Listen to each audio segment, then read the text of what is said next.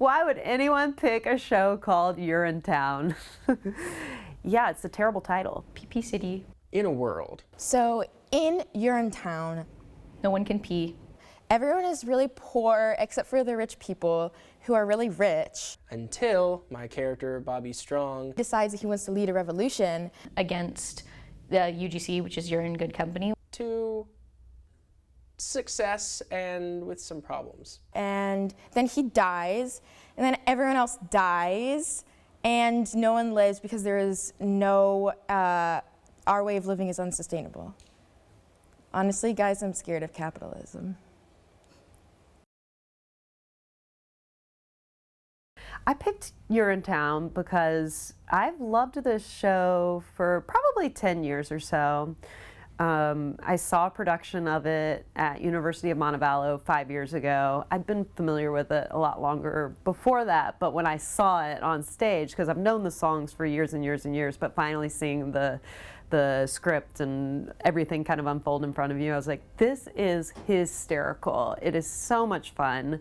And also there's meaning behind it too. But what I love about Urinetown is that you can go and you can just laugh and kind of just scratch the surface and just enjoy kind of the eye candy that's in front of you, just the ridiculous gags and jokes that are happening. Or you can really walk away and be like, huh, it's gonna make me think for a minute. You know, so I really love that element, kind of the two-sided element that Urinetown presents. There's no sort of like hierarchical structure. The plays do not get approved by me and then go to the dean and then go to the provost and then go to the president. It's not like that at all. We have a really good relationship with the theatre administration and with the arts administration and with the administration of the university. And on some level, they trust us to do the work that is essential for the students, but also the work that is appropriate for the community that we live in. This is a Christian university. It's part of a community in Birmingham that is diverse. And one of our challenges is to find ways to reach out to our community outside of just the Samford bubble, as it's described as. And so there's no sense in which there's a person looking down at us from above and scrutinizing us and crossing out names on a list. It doesn't work like that. It really is just, is this good for our students? Is this good for our community?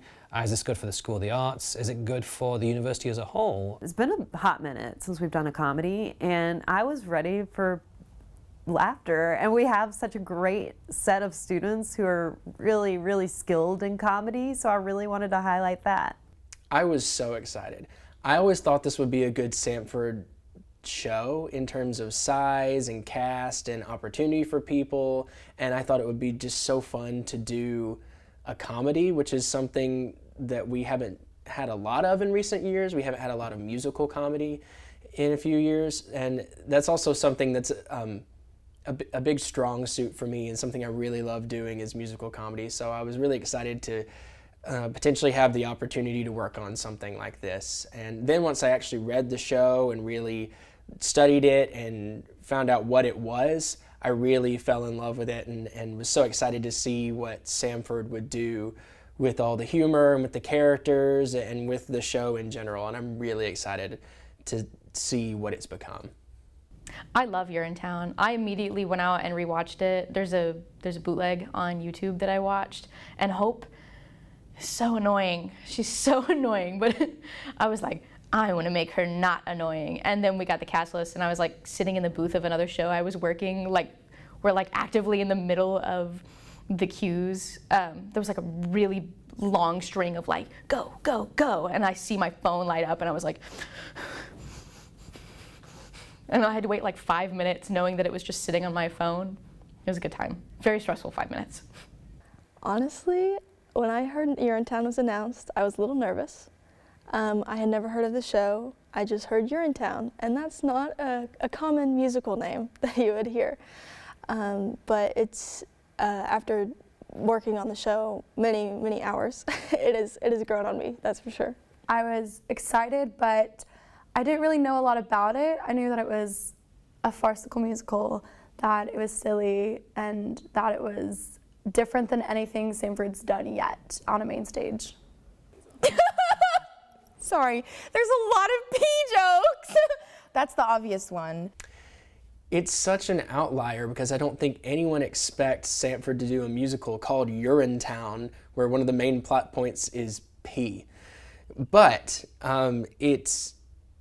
it fits with the Samford season that we had this year in a lot of ways because it has that post-apocalyptic idea of how do we function when society breaks down and what do we do about that and how do we approach that. Oh, it's funny. It's really fun to be in. I'm having a really good time. The rehearsal process is very collaborative. Like there's a lot of things where I'm just like, Chelsea, can I stick my face on top of Grayson? And she's just like, sure. Whereas like probably any other show, she would have been like, no. Like, there's a whole bit where, like, I get to shove Grayson's face into my chest, and, like, that's fun. It's a really fun song. And, like, there's not many shows that we get to do. Like, the rest of them are really dark, more, like, heavy topics, but this one is literally just, like, it is still a heavy topic, but, like, presented in a fun way. So you still get to learn, but you also get to get someone's face shoved into your boobs. The timeline is very different since we're, like, stuck in the past, but also in the present at the same time. As an actor, we've gotten to like play with a lot of what our blocking and our character work has been. So that's been really exciting because like that specific detail and like a meticulous look onto our characters is something that like I haven't gotten to do at Samford yet. It's very, very much a hero rebellion story. I've made a lot of Star Wars references because it very much brings up the feeling of the Rebel Alliance in Star Wars facing the Empire. And the Empire in this case is a giant corporation who owns all of the public toilets. A lot of commentary on the government, wealth versus poor. Cops are portrayed in an interesting way in this show as well.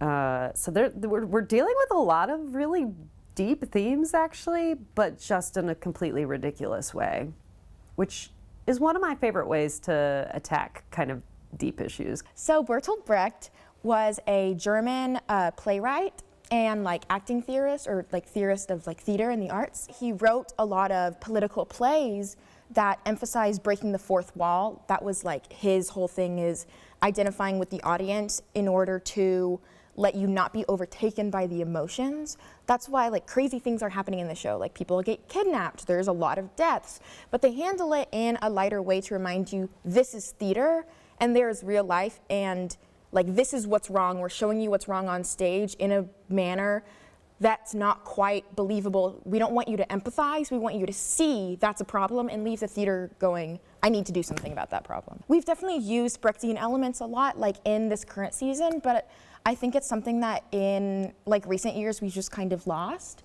And I think this show really just like captures an air of like silliness, but also like there is a point to it. Like it is making a greater, there is a greater message, and I really think that that's different than a lot of the things we've seen recently. I would say what I love about directing is actually the collaboration with everybody. I really love leading warm-ups because I think that definitely sets the mood of or sets the tone for rehearsal, and I love being able to just share and partake in playfulness and silliness, because warm-ups are very silly, with the entire cast every day, and to just kind of like, it's like an emotional check-in without having to talk about anything with like 20 people at once or more, and it's really nice. Chelsea is a joy to work with because she really allows for every actor to truly like make crazy choices in rehearsal, even if it seems like that's ridiculous. Why would we do that? And then if you like come to her with that idea, she'll really honestly like play with you. And I think that's the thing about theater that gets lost a lot, that I really love like in Urinetown, is that Chelsea is willing to just play and like do everything. Like, yeah, maybe it seems really silly and we might not end up with that exact thing, but it still leads you on the right track of like getting energy and like really feeling like your voice is valued in the process. I love it so much. I wish I could be in Chelsea directed shows the rest of my life. I just love what this group of people, this cast and crew together have built as an ensemble. Chelsea's trusted us with a lot of things, and we trust Chelsea with a lot of things. So I think between all of us, we're able to create this atmosphere where the actors feel totally comfortable and highly encouraged by Chelsea to try new, wacky things, especially with this show, which is just so over the top anyway. She told us at the beginning of rehearsal processes that we should go as big as we can and that she would rein us in if we need to. And I'm not so sure she's had to say no to anything yet, because we have just brought all these big choices and crazy funny things, and they end up being really funny and working really well. She'll lay out the bones of, she's like, walk over here, do this, walk over here, and then we get to add in the fun bits where it's like, can I like have airplane arms in this moment, and can we just like, do we get a fan? Can we get a fan? This is fun. Like, can I do this? And she's like, yeah, that's great. And then we try things, and then sometimes they work, sometimes they really don't. But you don't see the things that don't work. You only get to see the things that do work. I love working with Chelsea as a director. This is my second time getting to costume design for her, which is really exciting. And so I would meet with Chelsea and present my designs and hear her inspiration. She would show me just like a collage of pictures that were her inspiration for what the show would look like. And I think we've met like 3 times total, because Chelsea and I work really well together, and we both really know what the other wants creatively for a process. And it was really exciting because not only did I get to collaborate with Chelsea, but also with all of the students who take lab at Samford and Costume Lab. And they each kind of got to put their own take on my designs as well in their classes. It was a lot of fun. Chelsea's a very good collaborator. She let me kind of do whatever I felt with the show, and then she would step in during our Q to Q, and it was just me, Chelsea, and the stage manager, and she just sat down and she looked at everything that I had, and if she didn't like it, she'd be like, hey, can we take this and maybe add a couple things here, or hey, I love that, let's add this here. So she was very, very collaborative and let me roam free. Oh, I love working with Chelsea. So I've known Chelsea for going on probably 14 or 15 years now. And I just think she's great. She's got such a great spirit. She's willing to sort of put trust in me. Every director is different. You know, some directors are completely hands-off. They just want to see basically what the final product is and then work with it. Other directors come in with a sketch and say, this is what I want it to kind of look like, and then you kind of have to marry your ideas in with their ideas. Chelsea is very much willing to give me sort of liberty to take a design where I think it should go, but also very willing to step forward and say, hey, I really wish we could do this, or wish we could modify it in this way. And I love collaborating with people. I love hearing other people's ideas. I don't really get stuck in like one specific plan. I'm willing to modify that plan, especially if it's something that can benefit the production. Chelsea is very supportive and just really has encouraged me to just do whatever I need to do to make this process run. And she just checks in every once in a while and kind of trusts me to do what I do. So that's been cool to have that trust in that process, and she just lets me know when things need to change and I make those adjustments. I do what's called a prompt book, which is something that we learned here in acting classes, which is where I take a composition notebook and I paste the text from the show, all of the written and sung text and dialogue, onto the right side, and then I mark up the acting beats where I feel like an intention changes, and then on the left side I mark what action I have for those beats, whatever action verb I'm using as the character to try to achieve that objective. I write objectives and obstacles on the left side, and also put character notes and blocking on the right side. So I really write up all of my ideas and text on the actual script from the musical that I've cut and pasted into this composition book. Oh, I like to eat the jelly beans. There's a big thing of jelly beans on Cladwell's desk, and in the first scene, Hope is just like absolutely devouring them. And so before each show, I'll eat like, not a handful, but a good amount of jelly beans. I am causing a jelly bean shortage backstage. The costume for Hope is ridiculous. Like, I'm wearing hot pink lipstick, and like my hair is like a foot high and curled, and the eyelashes go like literally past my eyebrows. And so like I don't dress like that in real life, but I really enjoy getting to like that's like the final step of like getting into character for me, is like looking at myself in the mirror and being like, I look ridiculous right now, but I look like Hope. My design process was a lot slower than it usually is. I started with a basic plot, simple lighting here and there, and then I met with Chelsea, the director. She kind of gave me some ideas, some things that she wanted, and then she let me just run free with it. I kind of divided like different areas of the show up between color. So, for example, a lot of the blues and purples I use for Bobby Strong and the poor scene, and because it's kind of like they're kind of the hope aspect of the show. Like, there's like the new generation is coming, and that's a very like calming and nice color and natural color. And then green can also come across as natural, but I like to refer to Disney in the sense because they have changed green to mean a completely different term, because in almost every movie they have all their villains and their color is green. So green is in Disney realm is evil.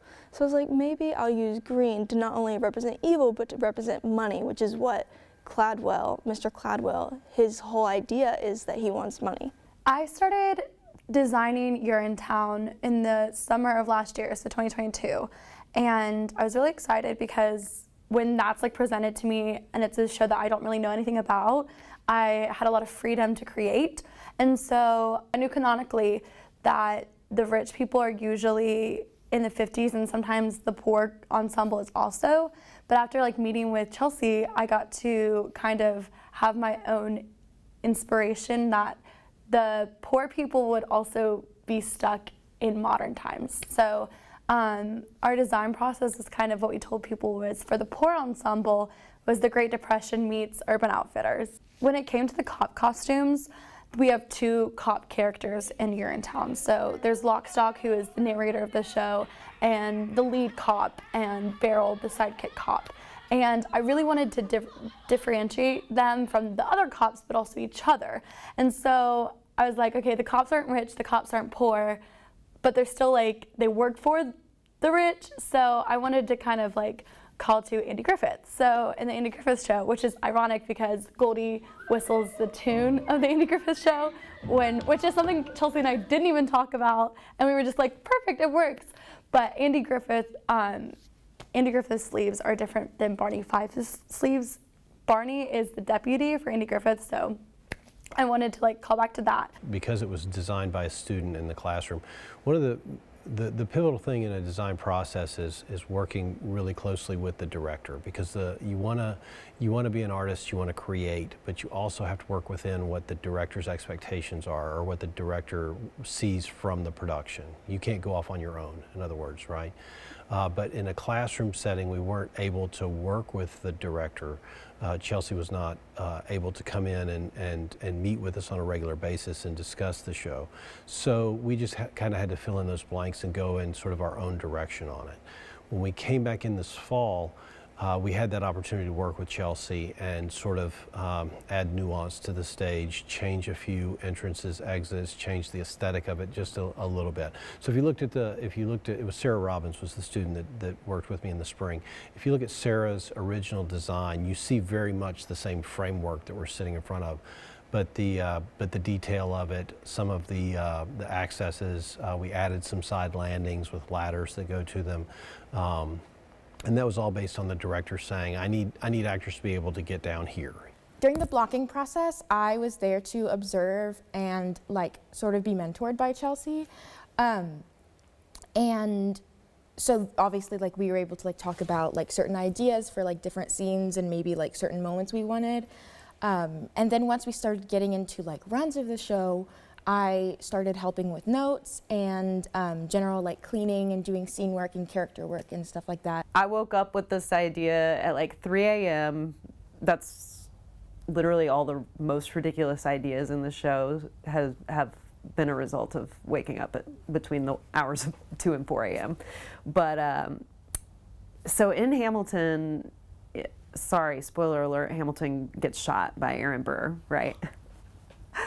And in order to show that, when Burr shoots the gun, one of the ensemble members appears as the bullet and like holds the bullet and does like this lyrical, beautiful dance. It's really, really moving. So I decided to spoof that. And so little Sally, who's played by Meredith Warren, takes a slingshot when they're going after one of the cops. And one of the, Kate Ortiz, one of the poor ensemble, it becomes the rock of the slingshot and takes out one of the cops. It's so funny. I love it. Oh, wait. Hands down. Hands down. It is the wicked defying gravity moment that I have at the end of Look at the Sky when I hold up the mop like the broom. That is so fun to me. I can't wait for people to see that and to get that and see people's reaction to it.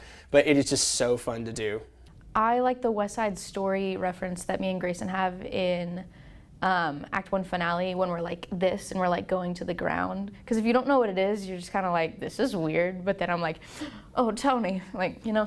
I would have to say Snuff the Girl's my favorite. It's fun. I love to dance, and it's my like favorite moment for my character in the show.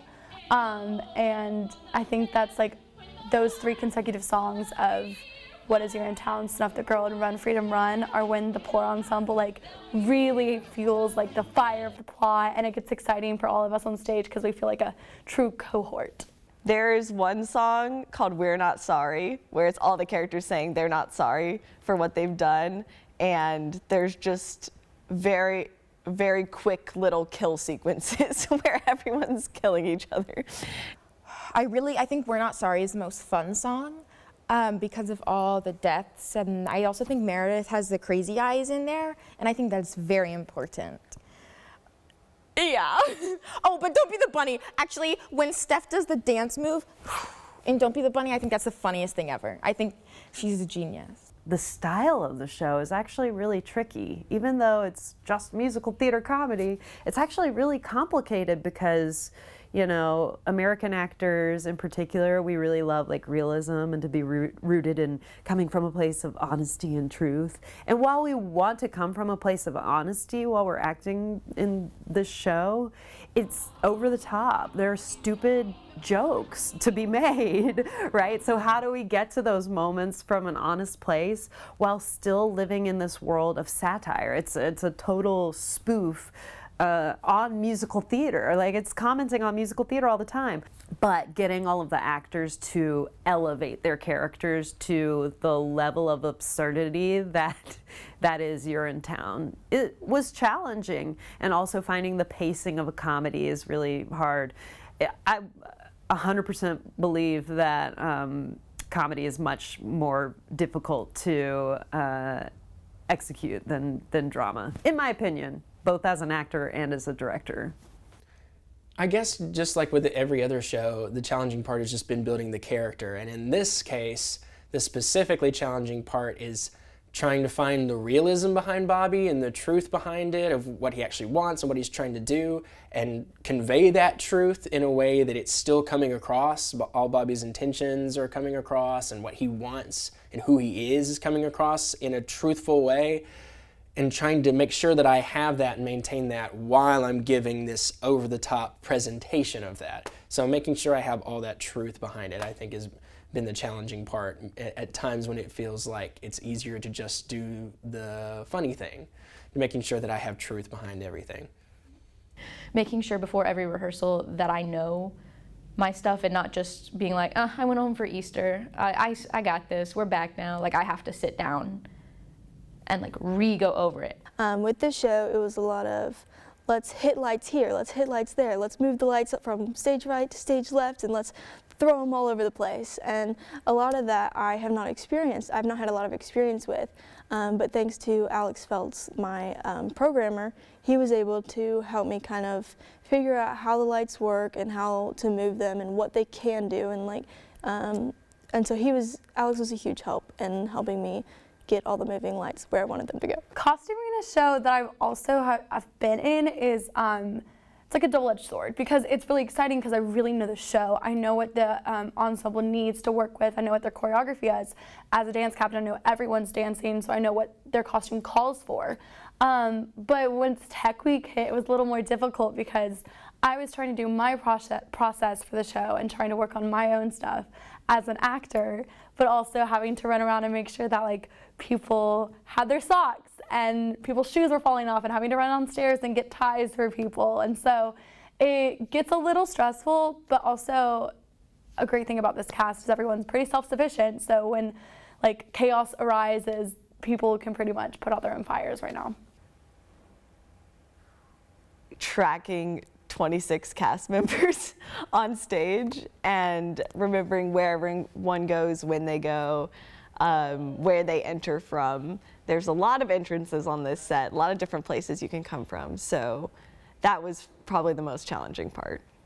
With this one, materials acquisition and just keeping the shop fueled with supplies. We brought in, I think at last count it was 295 sticks of lumber, and we're approaching 20 sheets of plywood and probably close to 20 sheets of skinning material, the Luan. The brick material that went on the lower level of the set came out of Atlanta. So to get it here in time for the crew to be able to use it that day, I left Birmingham at 3 o'clock Birmingham time to get to Atlanta when the building center opened so that I could buy the brick material and get back here before a 10 o'clock meeting. So, you know, it's been 4 weeks of just constant, yeah, we have not slowed down very much. I've been watching my pedometer, and my pedometer is pinging at this point, right?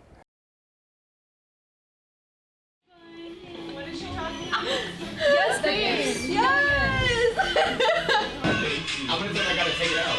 If you're gonna mention. What are you doing? I'm taping.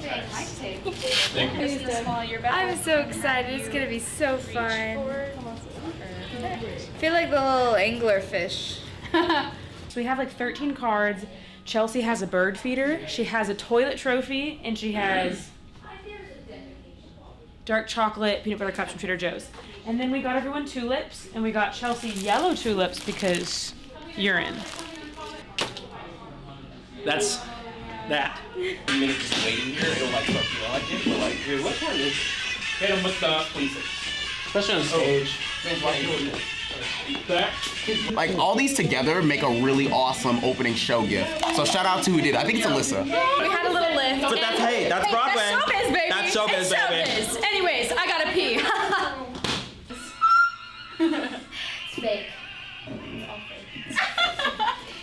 Terrified but excited. Oh, I'm feeling so excited. I'm so excited for this audience to truly see what it's like to be in Urinetown. What is it? You're right. It's not Urinetown, it's Urinetown. And we're so excited and pumped. I hope you enjoy the show. Baby.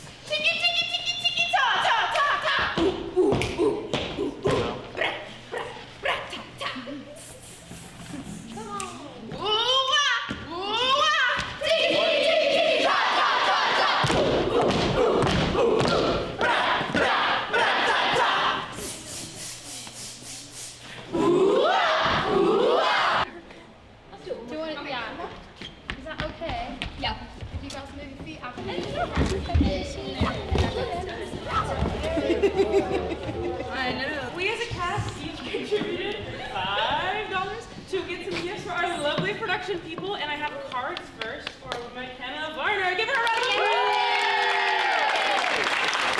Zoe! Christian! David! Is he there?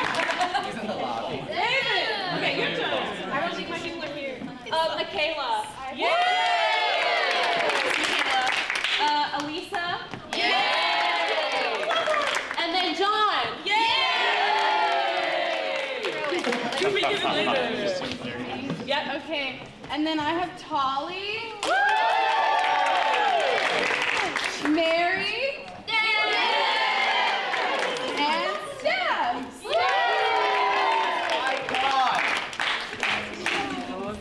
Oh, and now we have Alyssa.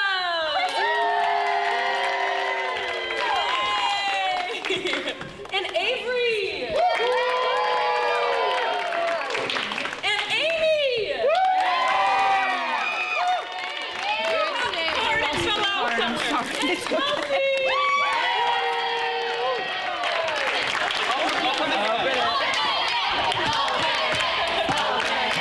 Yes, you can. Is there an order? There's multiple things. Okay. That's the first one. Yeah. Yeah.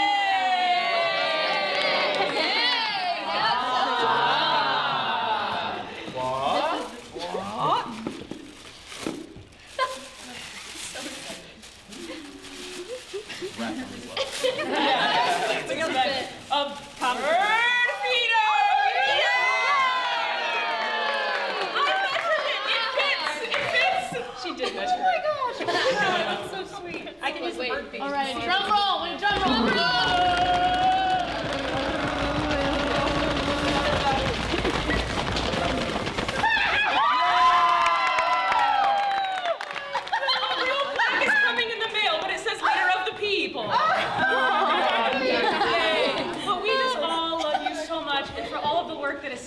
Unseen, for those behind the scenes, if you didn't get a card and you're on crew, we love you and appreciate you. And so we just wanted to say thanks to everyone.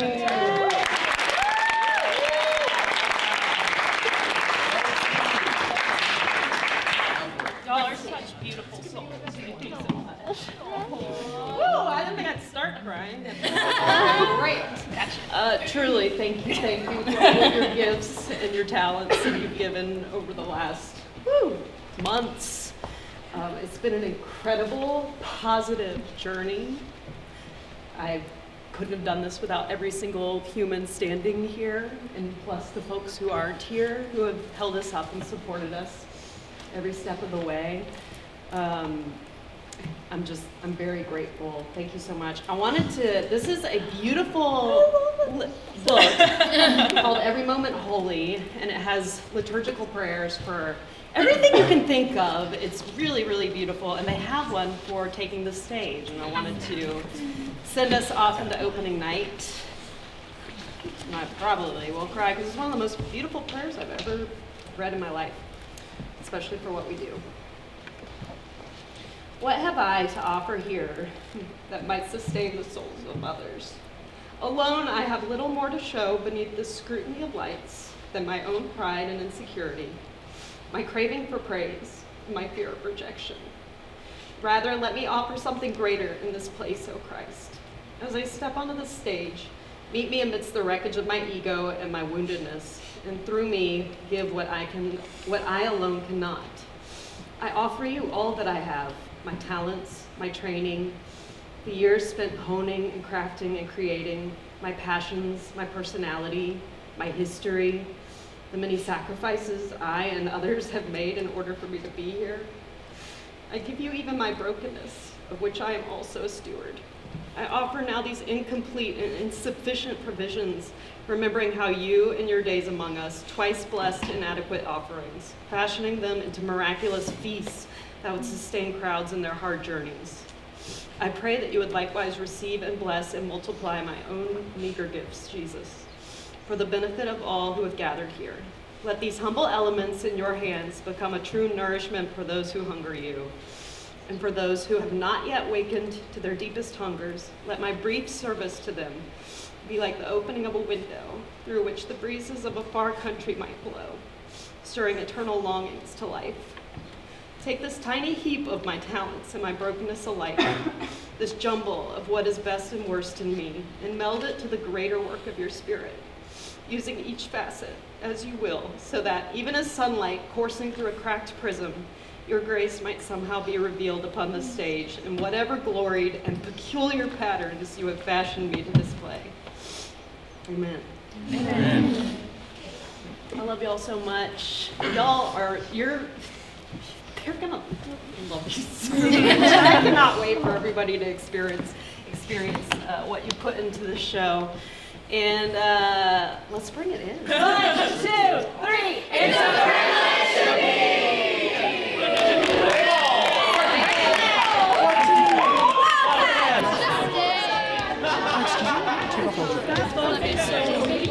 Hey, can we get a senior picture really fast? Yeah, we can.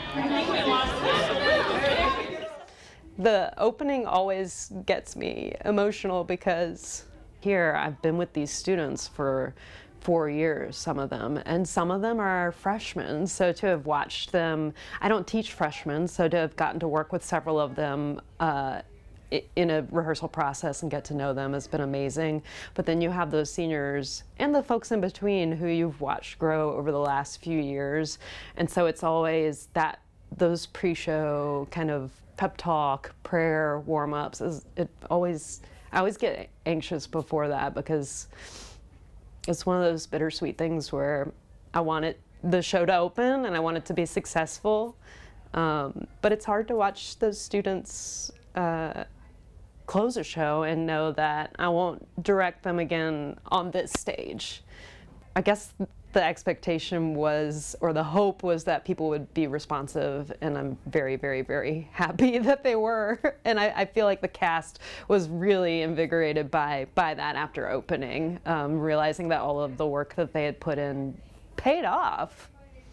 I think the most surprising audience reactions were probably the gasps at plot twist. I just wasn't expecting, I forget, I've known this show for almost 20 years. I forget that the majority of people don't know Urinetown the musical. Surprise, surprise.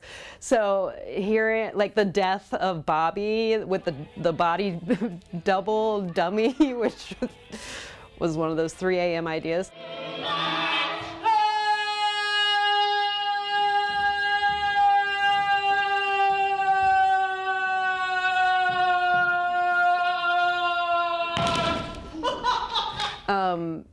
That was a big payoff for me to hear the audience oh my gosh, the hero of the show is dead.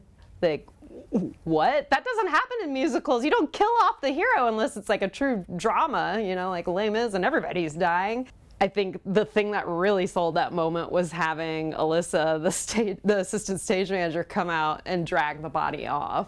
Because it's just wow, we've just killed the main character and now we're just treating this we're just dragging this body off. And the payoff of having seen Alyssa in scene 3 where she brings the fan out to do the Titanic moment, that was probably my other favorite joke that landed, because they're moments that aren't in the script. So to see kind of our take on this story, even if you are familiar with Urinetown, to see these moments that we've crafted and that we've created in our own process was highly rewarding. I would say that my favorite part of this whole process has been watching the actors' act of discovery throughout the whole process, from music rehearsals to closing. They were never satisfied. They were never satisfied. They were always wanting to dig deeper and to find more in these characters and the story and in the comedic bits. It's all about the bits. So David, our set designer, gave me this sign. And I'm really excited to hang it above the door of my office because I just think it's hilarious and it'll just be a little memento. I'm really, and I guess that means that the hallway is the bathroom. Hopefully nobody takes that literally. Hopefully it's read as satire, but who can tell? My favorite performance was Friday, I think, because the audience was just wild. The energy was absolutely insane. We had great houses each show, but that one in particular I will never forget, because I think there were 3 or 4 moments that they stopped the show clapping or cheering. One moment in particular is when Bobby Strong goes to the front of the stage and is what if the law is wrong? And he just kind of holds it. And then Pennywise is what did you say, right? That moment. And once he hit the pose, he didn't move a muscle because he's waiting for Pennywise to say her line. But before she could say her line, I heard some people start to clap and they started cheering, and he did not, none of the cast on stage moved a solitary muscle through their whole applause and cheering, and then to recover from that and come out of that nothing had happened. That was such a great moment. We just had a really, really exciting house on Friday. It was pretty electric. I'm so excited to get to enjoy this one more time, for everybody to get to enjoy this one more time. Again, thank you for your time and your talents and the love that you've poured into this stupid show. I love it so much. And I just want you to remember, this is the only time that this show will ever be done in this space with this very group of people, and that makes it a tremendous experience for me that I'll take with me the rest of my life. And thank you for taking what was in my head at 3 a.m. most mornings and just blowing and breathing life into it. I really appreciate each and every one of you.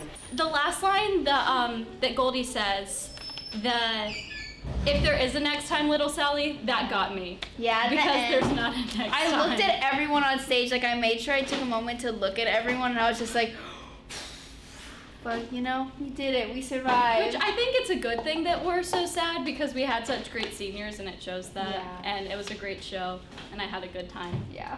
God, thank you so much for every single one of these people. And thank you so much for every talent and ability and gift that you've blessed us with, God, that you have had in mind for each of us, Lord. Thank you for all the roles that we get to play and all the roles we get to fill, and the passions that are leading us to perform every single one through cast and crew and everyone working on this show. Thank you for this time together, this show together, this group of people, the ensemble that we created, the fun we've had with each other, the laughs, and the memories we've all made. I pray this, God. Help us to bring as much focus and as much energy as we can bring to this, God, and do it all for your glory, not our own. Help us not to take it for ourselves, but to give it to you. And help it, God, to radiate you. The truths in the story, let it be your truths. The abilities that are on stage, let it be you, and let people leave with you, however that may show through us, God. I pray that you would take it and make it your own, because these gifts were yours. So thank you for giving them to us. It's like that bittersweet feeling where it's you're so proud of everything that they've done, but you'll miss like going into rehearsal and seeing all their faces doing this work. Then you move on and you work on the next show, and even those who graduate, I always stay in contact with them, but it's always rough when it's the last show of the season, because it's like it has a lot of layers to closing a show. But I'm so proud of them. It could not have been a stronger run. They're amazing. They amaze me every day and still make me laugh after all this time. Help us, Lord. Heal us however we need to be healed. Protect us, keep us safe and healthy, vocally, physically, mentally, however we need, God. Clear our minds. Help us to focus and be able to go through everything that we need to go through beforehand, God. And help us to just have so much fun and enjoy every single second of this, God. Be in the moment and focus and have fun, God. Help us not to be sad, but just to be enjoying it, God. And I pray that you would help us remember everything that we need to remember, and help us to embody these characters in their bodies, their minds, their headspaces, their wants, their fears, and help us to do it all for you and for your purposes and not our glory, Lord.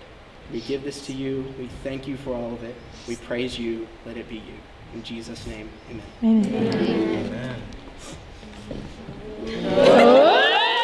Theater is ephemeral. It is like there for a flash and then it's gone.